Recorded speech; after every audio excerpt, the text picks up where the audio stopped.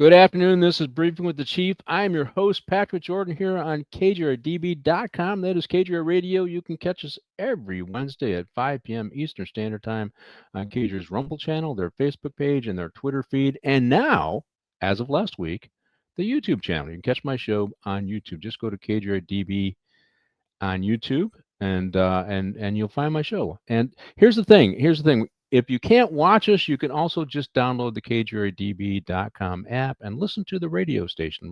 Listen to us on the radio platform. And if you can't catch us live, you can always go to KJRDB.com, Briefing with the Chief. Just go to the shows and host tab, and you'll find my show there. Hit that, and you'll find all the audio versions of my show at the bottom of the page. And you can binge with the Chief. There's no reason why you can't hear all of my shows.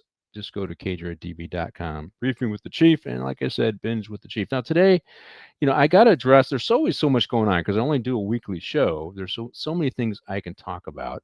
But today's show we're going to talk to Tonia Arey. She's running for the 3rd Supervisorial District in Los Angeles County. But before we get to Tonia, I'm going to talk about some stuff that's going on in Chicago and Portland. Just give my thoughts. I don't have any videos. I don't have any newspaper clippings. I just want to talk about what is going on. And I've talked about this on a show that I've been kind of plugging, and that is the Political Theater Show. It's a Spaces show on X, and they've morphed into a podcast, and they're on all the radio platforms now. And it's a growing show with Walter Kurt, who's been on my show, and trash discourse. So he uses a nom de guerre to hide his real identity. But they're both the hosts, and they run the show, and they bring me up to talk about a wide variety of issues, mostly law enforcement issues, and they treat me with great respect. And I've been talking about what's going on in Chicago and Portland because I've probably been involved in handling at least 100 demonstrations and protests and various types, violent, nonviolent, and as I'm watching what's going on in Portland and Chicago, I can't help but not talk about what we did here in Los Angeles. Los Angeles, the riots, because of the ICE enforcement, were very violent. They were destructive, but they were limited to a certain area. And as I played on my show a clip from the Chief of Police, Chief McDonald, he talked about how they were getting out of hand, and he implied that maybe it's getting pretty close to using the National Guard. He didn't say that, but that was implied in the statement. I know the man, and I know that he doesn't when he says something, he's very serious about what he says and what he means. And he said it was getting out of hand. And that for LAPD to say that, where they got like 9,000 officers, they got the support of the LA County Sheriff's Department, has 9,000 deputies, and the CHP, that's saying something. That's saying something. But what they did in LA is they said, we don't need the National Guard, and so we can handle it. That's what Mayor Bass said, right? I mean, she denigrated Trump, denigrated everybody, but she said, we can handle it. So did Gavin Newsom. He said, we can handle it. We don't need the National Guard. Trump's just trying to send the military in to take over the world, right? That's kind of the junk they were saying. But they put themselves in a box. That meant, okay, you can handle it.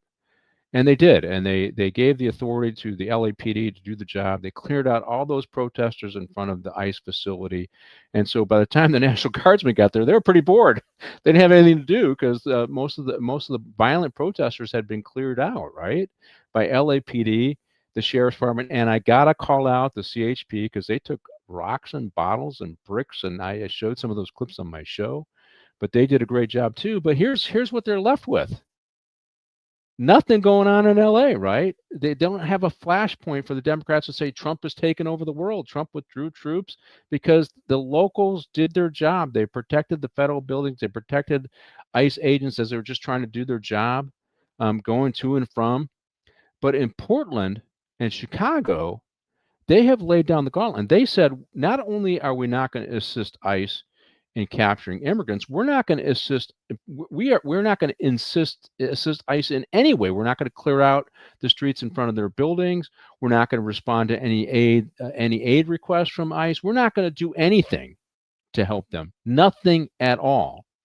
And of course, what's the natural response of the Trump administration is to send in troops to assist ICE. Now, what most people don't know, and they're talking about using the Insurrection Act that was implemented in 1807, that has been used several times by president. I think it's up to 30 times it's been used to enforce federal law. And I just want to give you one example, or maybe I'll give you a couple examples. So this one is Dwight D. Eisenhower, when they wanted to integrate Little Rock High School. I think this was in the late 50s, might have been early 60s. He used the Insurrection Act because the local authorities were using their police and their National Guard to prevent the integration of their schools.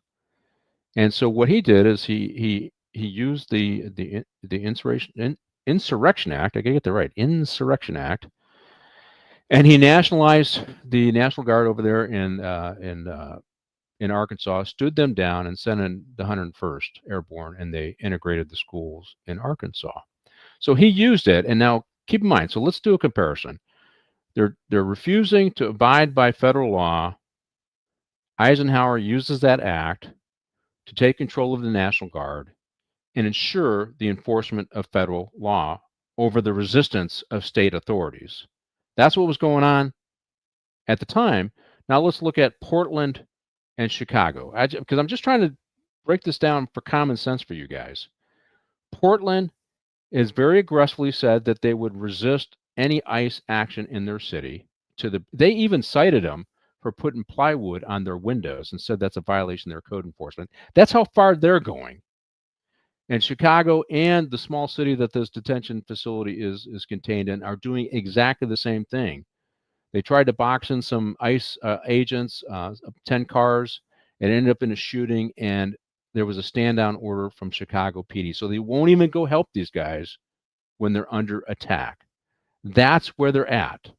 They're resisting. You can't come on our property to do any ICE enforcement. You can't even stage on our property. That's the executive order that came out of Chicago to do any ICE enforcement. That is using your resources, your political capital, your voice, and your citizens to prevent the enforcement of the law. To me, this is very consistent with what Eisenhower was dealing with, the integration of schools in Arkansas. It's the wholesale violation and resistance to the enforcement of the laws today under immigration. And that's one more factoid for you guys. These laws that Trump is using to enforce immigration laws, these laws have been on the books for decades. They were used by Obama, who deported 2.7 million migrants. He was nicknamed the deporter in chief. He used the exact same laws that Trump is using. So what changed?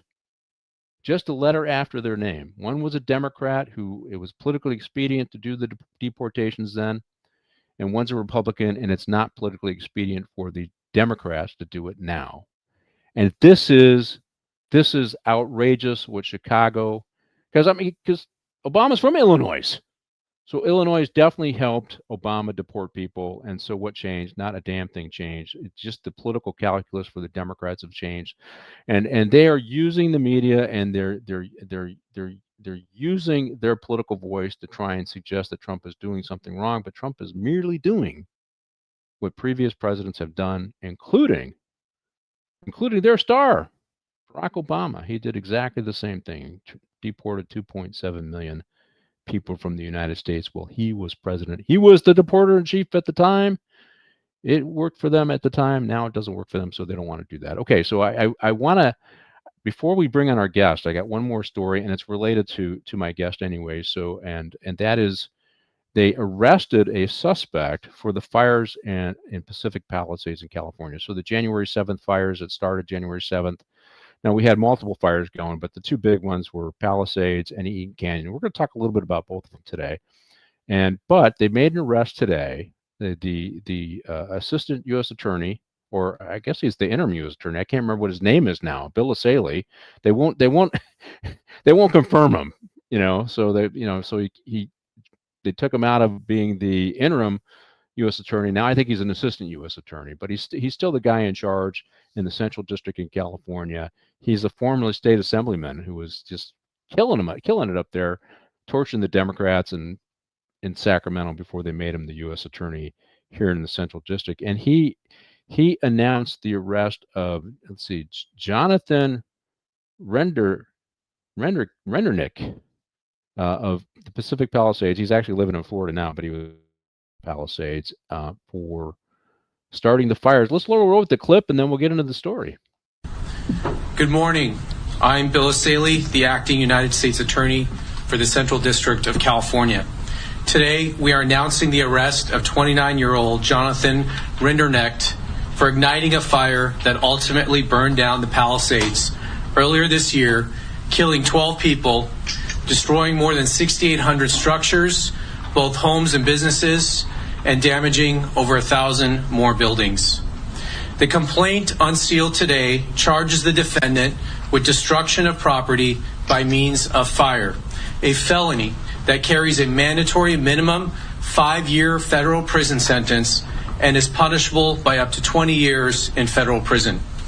The defendant was arrested yesterday on a federal criminal complaint near his Florida residence, and he's expected to make his initial appearance today in the federal court in Orlando, Florida. I stress that the complaint contains allegations, and every defendant is presumed innocent until proven guilty in a court of law. The allegations in the affidavit are supported by digital evidence, including the defendant's ChatGPT prompt of a dystopian painting showing in part a burning forest and a crowd fleeing from it. And we're going to put that up on the screen here once we get that going. The allegations are, there it is. That's from his ChatGPT. That's an image he produced a few months before the fire started. It shows the city being burned there. The allegations are further supported by the defendant's cell phone, his false statements to law enforcement, and his behavior during the Lockman fire, which the defendant is charged with maliciously starting shortly after midnight on New Year's Day of this year, and which eventually became the Palisades fire. Late last New Year's Eve, Rinderknecht returned to Pacific Palisades after working the evening shift as an Uber driver. 2 of his passengers told law enforcement that he appeared agitated and angry that night. After dropping off a passenger in Pacific Palisades, Rinderknecht parked his car and tried and failed to contact a former friend. He exited the car, walked up a nearby trail, took iPhone videos at a nearby hilltop, and listened to a rap song whose music video including objects being lit on fire. The defendant had listened to this song and watched its music video repeatedly in the days leading up to the Lockman fire. 12 minutes into the new year, environmental sensing platforms indicated that a fire had started. It took the defendant several tries to contact 911 to report the fire. He fled the scene in his car, but turned around after passing fire engines driving in the opposite direction to fight the fire. While the Lockman fire burned, the defendant walked up the same trail from earlier that night to watch the fire and firefighters, using his iPhone to take short videos of the scene. Although firefighters suppressed the blaze, the fire continued to smolder and burn underground within the root structure of the dense vegetation. So that fire started on January 1st, and it smoldered underground for about a week until on January 7th, heavy winds caused this underground fire to surface and spread above ground, causing what became known as the Palisades fire. Yeah, so you're listening to Bill Asaley say there. I'll give you a few more details. So I got their statement that they put out online. So during the interview, so this is during his interview with law enforcement, he on January 24th, 2025. So this was not long after the fires. He lied about where he was when he first saw the Lockman fire. So the fire that started on New Year's Eve, that they call that the Lockman fire. He claimed that he was near the bottom of the hiking trail when he first saw the fire and called 911, but geolocation data from his iPhone carrier showed that he was standing in a clearing 30 feet from the fire that was rapidly growing, right? So that kind of pins them to the location. And certainly when you lie to the police, it obviously gives you consciousness of guilt, and you're trying to avoid that. It does say, if convicted, this guy could face a mandatory minimum sentence of 5 years in federal prison or a statutory maximum of 20 years in prison. And the ATF did this investigation with the assist of the obviously the fire services and LAPD. Now, I did get asked, would he face charges for the death? So they can upgrade the charges on this if they want to. And there's an interesting thing. So the fire folks went out, the LA City Fire went out, and LA County Fire went out, and they put this fire out on New Year's Eve, right? And generally their practice, and I've seen them do it on dozens of brush fires, is they'll monitor the area for a given period of time to see if there's any smoke, because they are aware of smoldering bushes and embers, and that it goes underground, and they'll monitor it. And if they believe that it's okay after a few days, they'll take their monitoring folks out of there. I have a feeling after this fire, we're gonna see some changes in procedures for those fire services in wildland fire areas where you're in high desert areas like we are in California, and when you get these big winds like we do with the Santa Anas, that you'll now project, if a wind's over a certain amount, or that you have to go back to those areas where there's recent fires and monitor them and put equipment there. So I have a feeling we'll see changes in how the fire services responds. I think they did it. I remember them talking about this, and that was the likely origin. And I've been waiting for this to drop ever since, because they talked about this within a week after the Palisades fire, that it was likely the fire that started on New Year's Eve. And if you think about it, you think about, when you have a fire in your fireplace and it kind of goes down a little bit, and you get the accordion kind of blower in there and you use it, you pump it in, and the fire goes. That's what they're talking about. That's exactly what they're talking about. Now, we had a big fire that rolled through my area here, and my guest's area too. She'll talk, because that's the Wolseley fire. And after that rolled through, I went on some of the local hiking trails that I hiked all the time, and there were a lot of burning embers that were still going on. Now, that was a broad area and a lot of forested area, so there was a lot of brush still burning, and the fire guys stayed in place for weeks because of that. And I think we got a good rain, and that finally put a lot of it out, and so they could back off. So thank you to the ATF and the LAPD and the fire service for all the work they did on that. I think that's fantastic that we caught this guy, and I'll be looking forward to following that case. And as indictments drop, if they put a full indictment down, I'll bring it on and we'll read about that indictment. But I think we're ready for our guest. Our guest is Tonia Arey, and she is running for the 3rd Supervisorial District in LA County. Her candidacy is largely born out of these fires in the Palisades, and the incompetence of county government and city government, for that matter, in handling it, and the failure of county government to listen to its constituents as it talks about cleaning up after the fires. But let's bring on Tonia, and she could tell you for herself. Hey, Tonia, how you doing? Hi, Chief. Doing well, thank you. Thank you for having me.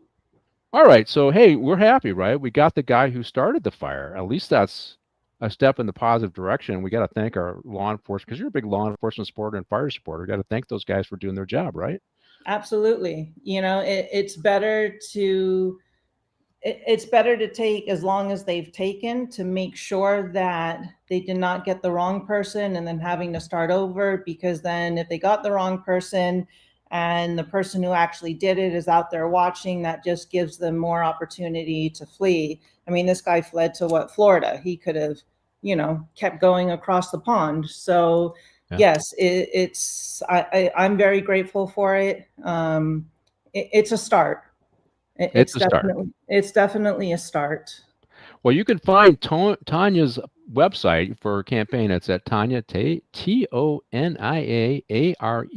4 supervisor.com. So go to that website and you can catch all of her platform, and make a donation too. So, all right. So your candidacy is born out of these fires, right? Well, first tell us about yourself and what brought you to run for supervisor. Well, if I tell you about myself, we'll be here probably for a few days. Okay, abbreviated version. Okay. I'll do as abbreviated as I can. And I'll keep it pertinent to where we are now and how I got here recently. So, as you were talking about the when the fire came through, and I live in an area where I'm fortunate that it was not the Palisades, but it was the Woolsey fire. And the aftermath of the fire, watching and listening to local government talk about not much because they weren't doing much. Now I understand they're not firefighters, but if you're hired people voting for you to lead them and to be there and protect them and give them communication, you need to be boots on the ground. The second you're able to, because if a reporter can stand in the middle of an inferno, there's no reason why a supervisor, a governor, the mayor cannot be, look, I'll give them benefit of a doubt, can't do anything during, but the next day to provide information and bring information back. It's the number one thing is communication, and there is no communication. There has been no communication. So, after the fires, it's just, you're seeing how things are done. And then I live adjacent to a landfill, and people have heard, the debris was going to the Calabasas landfill and then the Sunshine Canyon landfill, which is in Granada Hills area. To your guest, this is not about NIMBY, not in my backyard. It is absolutely not that. Look, if the Calabasas landfill was a classified 1 landfill that could take and receive toxic and hazardous materials, fine, not a problem. But it's a class 3, which is a municipal landfill, which in simple terms and lay terms, it's the businesses around here. It's the household items. A friend of mine, he's a contractor. And if he is dumping tires, they won't let him dump a tire, but it's okay to dump the debris from the landfill, right? You can't tell me there isn't toxic materials and hazardous materials in that. So anyhow, so when that happened, a group in the community was formed. It's called Protect Calabasas. And I quickly got wind of this. I started getting involved. And as I was in it more, as I was participating more, my eyes became a lot more open, as did my ears, because we were calling out for our supervisor to have a conversation. Now, let me tell you, in Calabasas, on Agora Road, you can look it up, there is a field office for the supervisor. Okay, her name is out there, Supervisor Lindsey Horvath office. We called for her to speak with her. We asked her to come and meet with us. She never showed up. We went to her office. We knocked on her door. We started protesting out her door. She did not show up. She failed to communicate with us. And then when the Board of Supervisors was planning on where the debris was going to be taken, they knew about what they were going to vote on. I think it was at least a week and a half, 2 weeks out. Yeah. They did not notify the city of Calabasas until 2 days prior. Oh, hey, by the way, we're going to be voting on this, so maybe you want to show up. Now, I was unable to attend that meeting, but friends that were there, I was told that they did not address the issue until it was like 5 o'clock at night. And the other supervisors were rude. They were just walking around. But I did watch a clip of it. Now, Horvath, she's younger. Fine, I have no problem with that. She's in politics. That's great. But the number one thing that anybody should do is to respect their seniors, someone senior to them. And if you're in a position such as supervisor, you respect your constituents. Now, if you've ever seen the chambers, the desks, they're kind of up here and the floor is here and the constituents come to a podium. Yep. And a constituent came up and he wanted to talk about the landfill, and he was older than her. I don't know exactly how old, but if I were to guess, mid-60s. And she started to get very argumentative with him. And then you start to see her puff her chest, kind of like this, looking down. Now, you're getting defensive. You're being rude to someone who's your senior. You're being rude to someone, your constituent, who hired you or didn't hire you. You have a conversation. When I saw that display of authority, it was appalling. And it was a catalyst, because not to mention there's so many things where the local government has failed. And I put my foot down and I said, I need to do something. What can I do? And a friend, just as I'm saying that, I'm outside with my dog. I'm walking my dog. There's a little park near us and I'm pacing. What can I do? What can I do? Get a phone call from my friend. He says, because he's friends with people in the city of Calabasas, he says, I just got a phone call. There's, you should run for assembly because they asked me to run for assembly and I can't do it. I think you should do it. And I said, okay, yeah, maybe. I sent a text message. During the fires, I connected with a woman, Cece Woods, who's an investigative reporter in Malibu. And this goes back just a little bit. Remember, you asked me to say how I got here. Yeah, that's fine. That's fine. Right. So we were evacuated, but myself and a friend and another neighbor, we stayed back. Then the Calabasas fire started. And this went right up to my friend's backyard. Good thing she likes pink. That's her favorite color, because, she got the fire retardant on her house. Her husband wasn't so thrilled, but hey, it looked good for a minute. That's how close it was. I get an alert on my phone. Something came through her news feed to me saying, I have on good authority that Calabasas fire was arson. I said, yes, it is, because I'm outside here with my friend and our dogs, and the Los Angeles Sheriff's Department, that little park I just told you about, had that surrounded. It was taped off. A guy was sitting in the middle. Can you send me pictures? Sure. I sent her pictures. And then from that, we established a relationship, because then there were some other aspects happening, and we kept in touch. We got along fairly well. She's a very strong woman, as I am too. So we've got that in common. And time went on. So now we get that phone call, my friend assembly.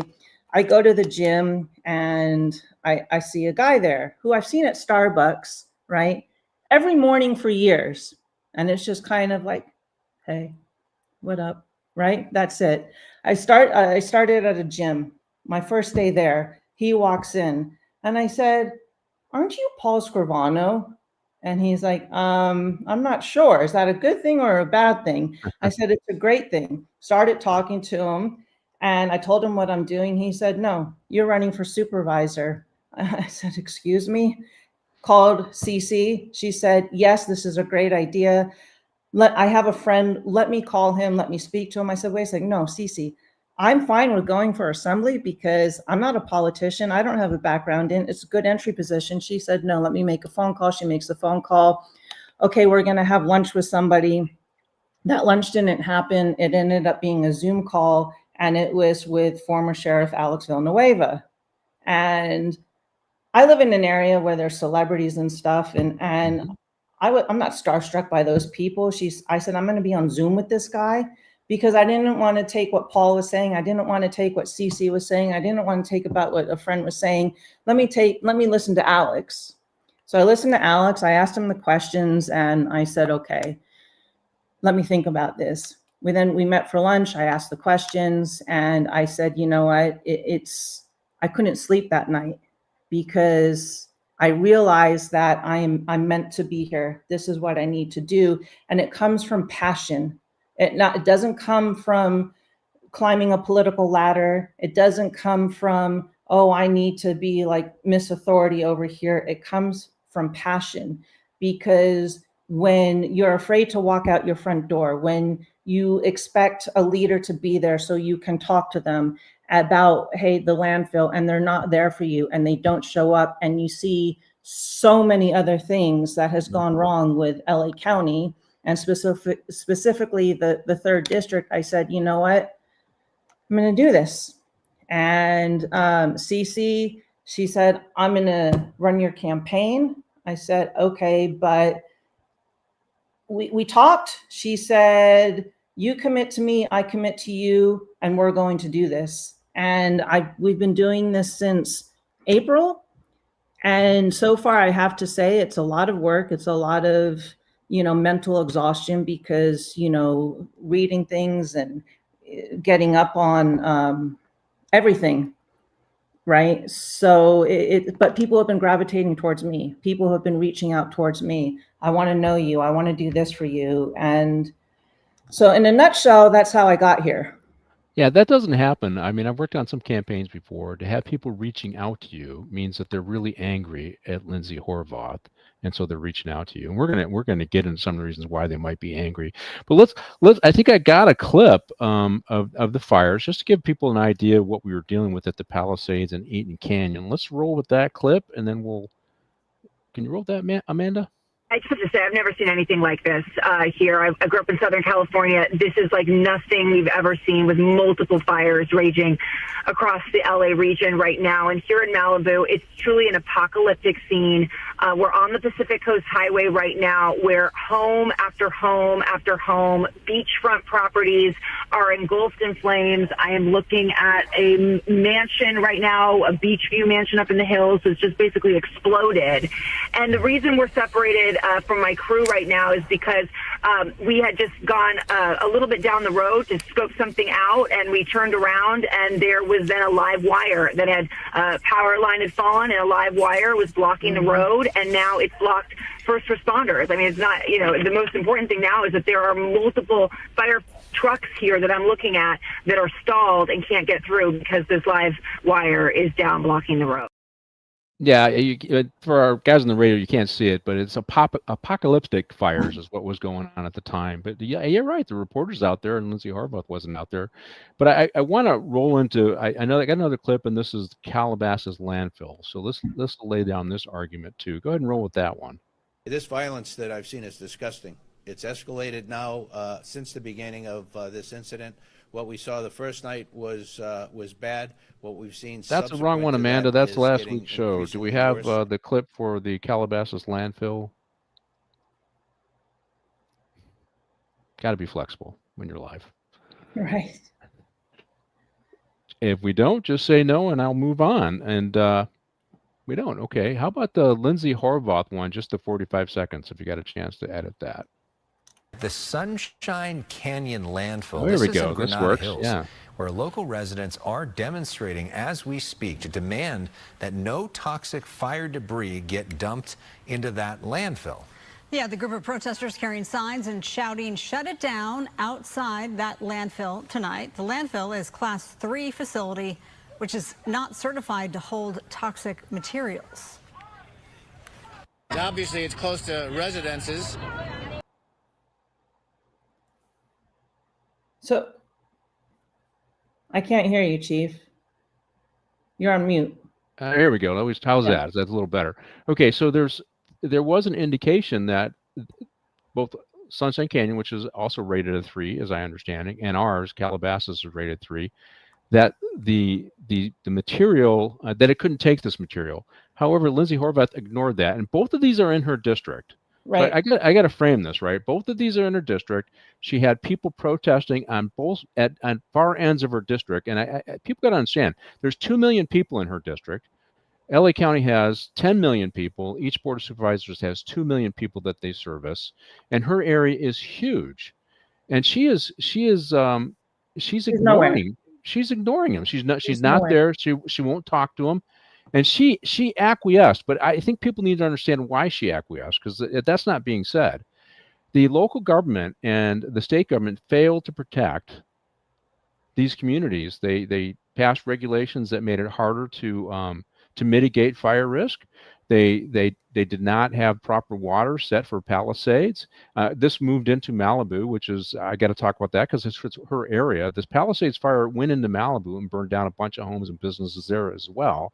So this is definitely Lindsey Horvath's area, and she acquiesced to everybody else so that they can clean up the area quickly, because the pressure from the mayor's office, the pressure from the governor's office was, we have to look like we're doing something, and hauling all this debris up to Kern County, more than 100 miles away, wasn't in the playbook because it didn't allow them to fix this problem quickly so that they can actually start rebuilding as quickly as possible. So they made a political, I think they made a political calculus. We're going to ignore the laws. We're going to dump them locally so that we look like we're getting something done today. That's what I think happened. That's why she ignored you. That's why she ignored the community. Do you kind of agree with that? Right. So just real quick, that clip you played, if you were to take away, you know, Sunshine Canyon and put Calabasas, it's the exact same image because we were out there with our signs and, you know, hollering and asking for her to show up, and she wasn't there. So, you know, doing my research on Supervisor Horvath and about the landfill and distributing, you know, the debris. And this is from an interview that she gave, and I'm pretty sure it was that clip you just showed, February 24th, and I quote, so excuse me if I'm not looking at the camera because I want to read this quote. Go for it. It's, meaning the debris, is being taken to places that are specifically licensed to handle that debris. Many of those locations are far outside LA County. Those are her words. Okay, so is it less expensive to haul debris from the Palisades to Granada Hills to Simi Valley to, which is not in her district, and to Calabasas? Absolutely. But what's going to happen in 3 years, in 5 years? People are going to be sick. And what does she care? She lives in West Hollywood. And in 10 years, what does she care? Or what does everybody else care? Because they're not going to be here. And I have to say, this is another area where I'm very disappointed. I'm a huge supporter of law enforcement, our military, but the U.S. Army Colonel of Engineering, Brian Swasser, he agreed with this. He said, let's take it to Calabasas, let's take it there. Will it cost more money to go to a class 3? Absolutely. Is it going to take more time? Absolutely. But in 10 years, we may be doing this interview and I may be sitting in a wheelchair and have an oxygen tank, or you may, you know, the same thing. And that's a tragedy. I think it was the beginning of this year on Netflix, there's a show called Toxic Town. Now, this happened in the UK. You just watch the first 10 minutes. It's no different of what was going on here. And Supervisor Horvath, she likes to say, look, here I am, I'm doing this, and we're going to make this happen, and rah, rah, rah, and everything else. So she can say something, she's there, she does it, but then she disappears. Because just like this, when we called for her, you know, we showed up to her office in Calabasas, and the staff said, she's not available, you can make an appointment in 2 weeks or so forth. And she just is not available. I mean, if you go to my Instagram, you know, someone said to me, they said, wow, you sure do, you know, kind of, you know, pin things on Horvath. And I said, well, everything I'm putting is factual. And I'm not saying Horvath is this or Horvath is that. It's based upon news media. But let me bring this to your attention and to the audience's attention. It's not on ABC News. It's not on Fox LA News. It's not on CBS, KCAL, or anything. These are publications that are under the radar. It's Campus Reform. It's Westside Current. And I'm not like docking any of these publications, but the point is she does a very good job in making sure that anything that happens are not on mainstream media. So, well, she's got me now. So yeah, well, you're calling her out. If you ignore the community, we're gonna make some noise, and I'm gonna run against you, and I'm gonna force you into a situation where you have to address it, which is really what we're talking about. But we won't know the results of her decision today in Calabasas or in Granada Hills with Sunshine Canyon till decades later. Right. And it'll be the families that live in those areas that have to deal with it, not her, because she'll be out of that office. She'll be either the mayor, or because she's ambition. The difference between you and her is yours is passion, hers is ambition. There's a difference there. Right. There's a difference there, right? But I wanted to get into some of the other things. I mean, we could talk fire for like 4 hours, I think, on this stuff. But there are some failures on there, and we'll get into a little more of these failures if we have time in Eaton Canyon. But I want to talk about her lack of support for law enforcement as well. And I think I have a let's see, let's roll with a slide here. I got a slide. She supports George Soros funded DA George Gascon. Can you throw that up there? So this is from George Gascon's website when he ran the last time. Now, more than 60% of the people in LA County didn't want him. And you can see her name, Lindsey Horvath, Holly Mitchell, Hilda Solis, 3 members, you can take it down now, of the LA County Board of Supervisors, several members of the LA City Council. But the public, the polls had showed that everybody was against George Gascon, who stopped prosecuting laws, who allowed the homelessness thing to get out of control in LA County, who we saw overdose deaths in LA County skyrocket because of George Gascon, and Lindsey Horvath supported him. Now, when he first ran, he had millions of dollars, and every single Democrat came out of their woodwork. They jettisoned Jackie Lacey, who was a great DA, to jump on the bandwagon with George Gascon because he had a lot of money. Soros was funding everything, and every Democrat supported him. His run against Nathan Hochman, his reelection, a lot of those Democrats didn't support him, but Lindsey Horvath did. Lindsey Horvath supported this nonsense, the increase in crime, the defunding the police, the bail reform where there is no bail. She supported this nonsense along with 2 other Democratic socialists on the LA County Board of Supervisors and Democratic socialists on the LA City Council. And I take that from Robert Lucero, a moderate Democrat who I interviewed last week, who said the Democratic socialists had their chance. They failed. They're incompetent. They need to be out of office. And she's a Democratic socialist. That's why she needs to be out of office, right? So the mere fact that she supports this nut, George Gascon, disqualifies her for another term, right? First of all, Jonathan Hatami should be our DA. Yeah. Hands down. I mean, I remember when that election was going on, and I don't really remember the name Hochman. I just remember everything was Hatami, and it was Hatami for a very good reason. So how he was not elected, I throw my hands up to that, but we can keep throwing our hands up and our arms are going to fall off. So as far as law enforcement, you know, one can say it's in my blood. My father, who's still with us, thank goodness, he served in the U.S. Army as MP. He was stationed in Korea, MP, military police.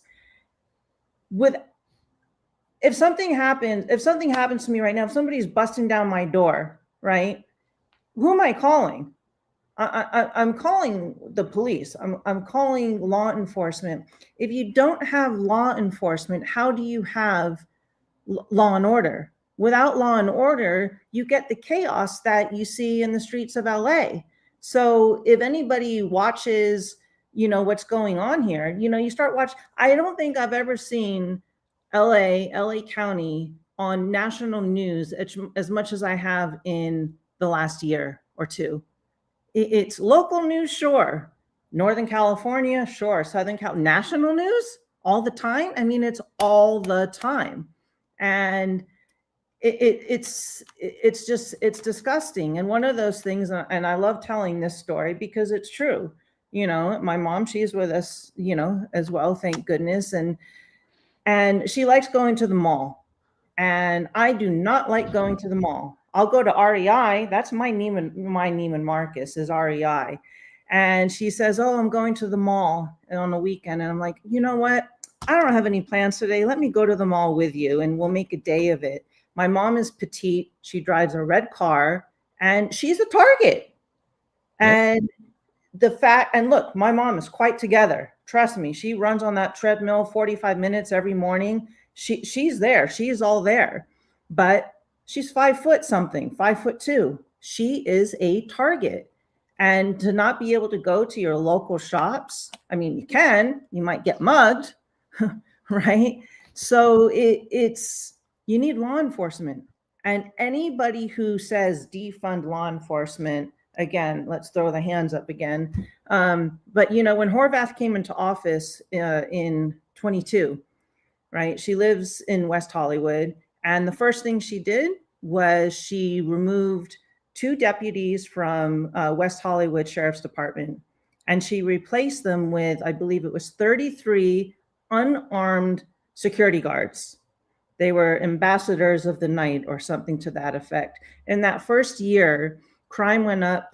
I don't have the exact number in front of me. It was about 148%, with about 55% of those being a class 1 crime.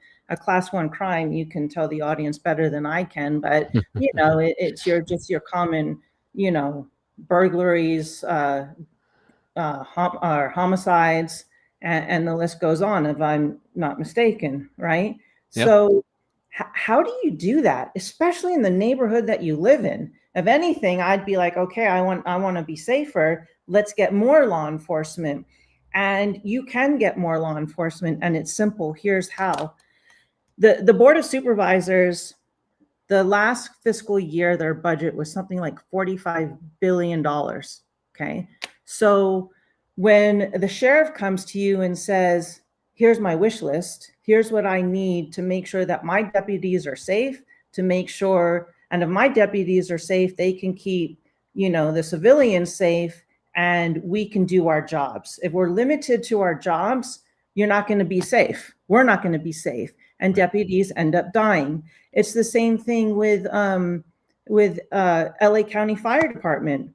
LA Fire Chief comes in, here's my lease, here's my list, and this is what I need to keep a functioning, you know, fire department going. So if there's one of these homeless, you know, spot fires or something, if I have an engine at that fire and there's a real fire, I'm okay because I know that I have an engine that can actually cover that. Right now, you can't. And it goes the same thing for Los Angeles Police Department and, you know, Los Angeles Fire Department. So anybody who defunds public safety, I don't know what they're thinking, to be honest. Yeah, I'll build on because I know the story. So Lindsey Horvath, in an agreement with the daughter of the LA Times, who was on she was on sabbatical for the summertime from Oxford in London, and she needed to get her street creds and defund the police creds, and so she pushed for defunding the sheriff's department with a bunch of lies, because I called out her lies and she blocked me on Twitter.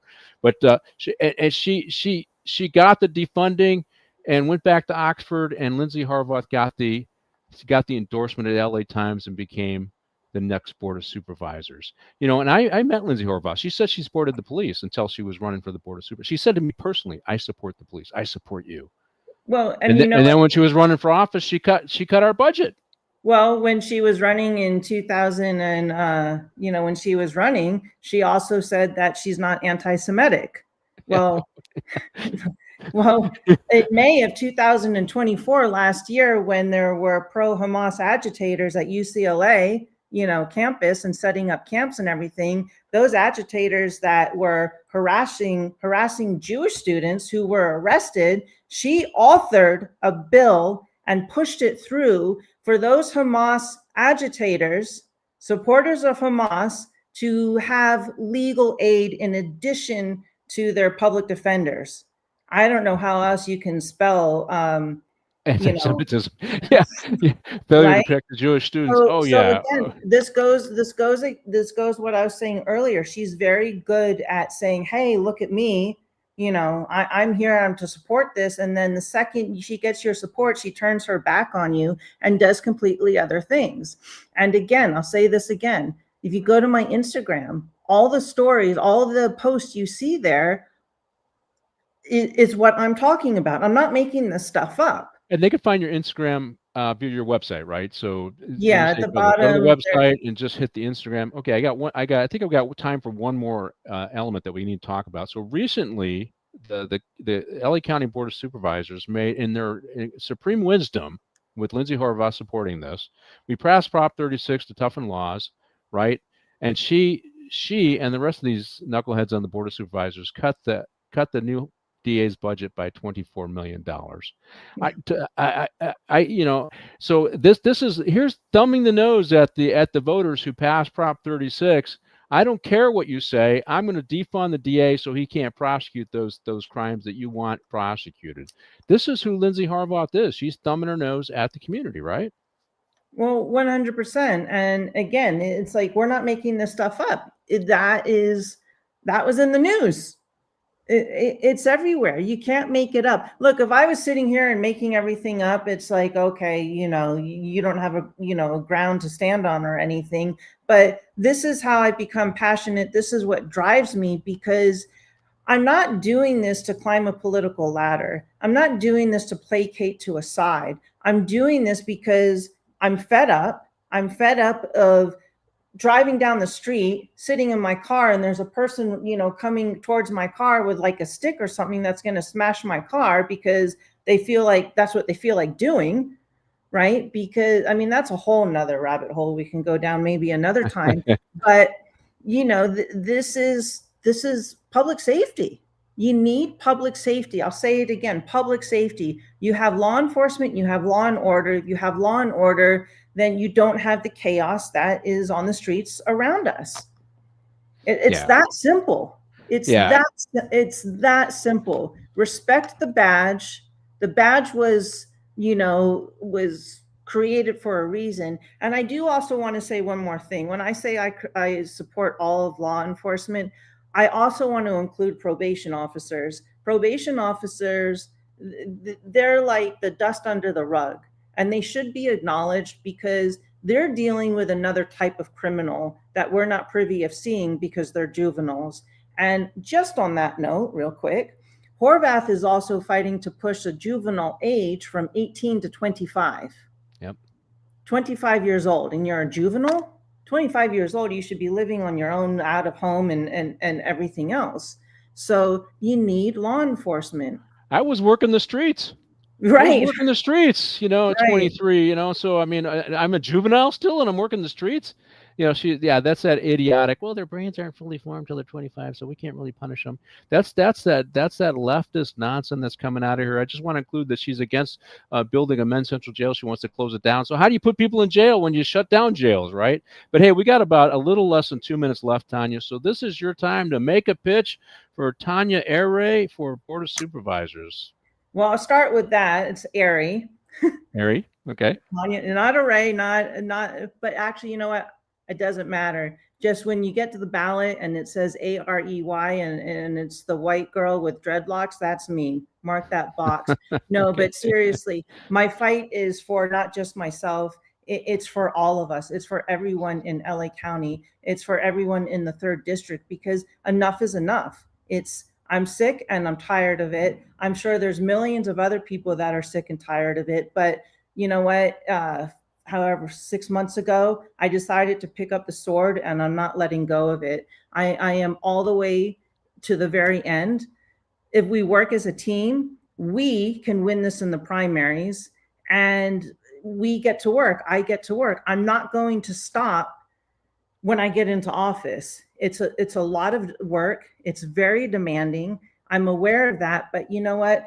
I've lived my life to the point where I am, and I've experienced so much. I've traveled the world. I've seen this. I've seen everything has brought me to where I am right now, and that is to become your next 3rd District supervisor. And anybody, if you have questions, you want to get to know me more, I'm actually doing an event in Mission Hill, San Fernando this Saturday from 12:30 to 2:30 at the Bear Barbecue Pit. Come, you can meet me, and Chief is going to be there. That's right. With me.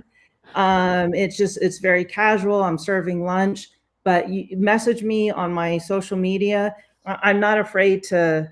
Look, I'm very transparent. All right, Tonia, we got a wrap. We are at the end of the show. No! We are live at the end of the show, so stick around for a quick debrief. You can go to Tonia Arey for Supervisor, Arey, Arey, 4 supervisor.com. Check out her website, check out her Instagram, and if you're in the area, go to the Bear Pit. I'll be there. You can see a media personality, me.